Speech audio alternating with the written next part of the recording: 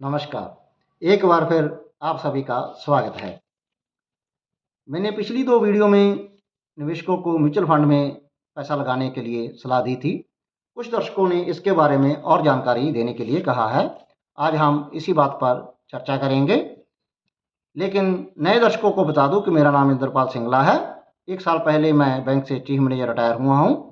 1986 से share market में निवेश कर रहा हूं और अपने एक्सपीरियंस अपने दोस्तों के साथ शेयर करता रहता हूं।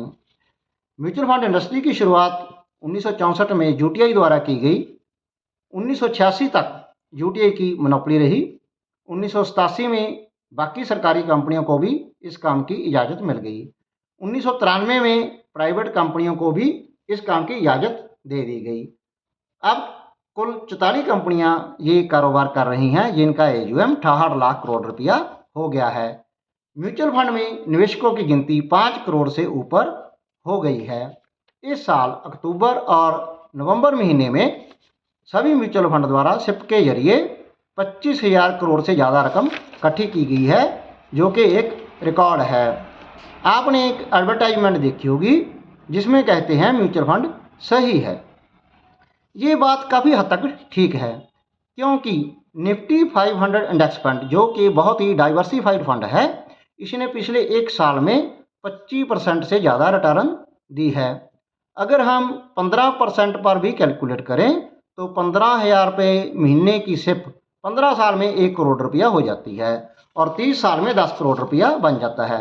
आपके पास कौन सा म्यूचुअल फंड है, आप कमेंट में लिखकर बताइए। म्यूचुअल फंड में निवेश अपने रिस्क प्रोफाइल के अनुसार करना चाहिए। जो निवेशक कम रिस्क लेना चाहते हैं या फिर जिनकी अवधि 1 से 3 साल है, उनको लार्ज कैप फंड में पैसा लगाना चाहिए।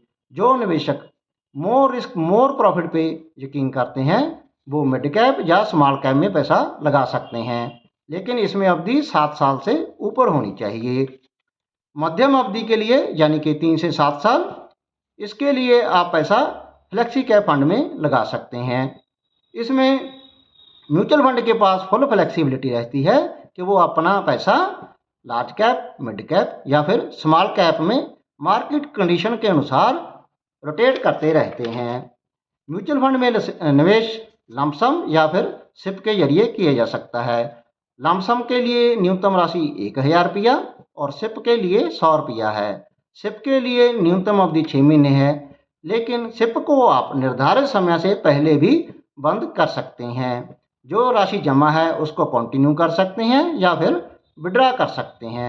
म्यूचुअल फंड से पैसा निकालने के लिए 1 साल से पहले अगर हम पैसा निकालते हैं तो म्यूचुअल फंड द्वारा 1% पेनल्टी लगाई जाती है। कौन सा म्यूचुअल फंड सही है, इसके लिए कुछ खास बातों का ध्यान रखना चाहिए, जैसे कि म्यूचुअल फंड की परफॉर्मेंस कंसिस्टेंट होनी चाहिए, वॉलेटिलिटी कम होनी चाहिए और इसकी रिटर्न बेंचमार्क इंडेक्स से ज़्यादा होनी चाहिए। रेटिंग 5 स्टार या फिर 4 स्टार होनी चाहिए। सेक्टरल फंड को अवॉइड करना चाहिए। डाइवर्सिफाइड फंड को प्रेफर करना चाहिए। आपके पास कौन सा फंड है, आप कमेंट सेक्शन में शेयर कीजिए। अब टैक्स प्रोविजन की बात कर लेते हैं। ईएलएस फंड में निवेश करने पर 1.5 लाख तक 80C के अंदर रिबेट मिलती है। इसमें 3 साल का लॉक इन पीरियड रहता है, लेकिन ये बाकी स्कीमों से काफ़ी कम है। अगर हम पैसा 1 साल से पहले निकालते हैं तो short term capital gain tax देना पड़ता है, जो कि 20% है। 1 साल बाद 1.25 लाख रुपया प्रॉफिट टैक्स फ्री है। इससे ऊपर long term capital gain tax देना होता है, जो कि 12.5% है। अंत में एक महत्वपूर्ण राय देना चाहता हूं कि जब मार्केट नीचे गिरती है तो सभी निवेशकों को धैर्य रखना चाहिए और म्यूचुअल फंड को क्विट नहीं करना चाहिए। अंत में मैं सभी से अनुरोध करता हूं कि आप वीडियो को लाइक और शेयर कीजिए और चैनल को सब्सक्राइब कीजिए।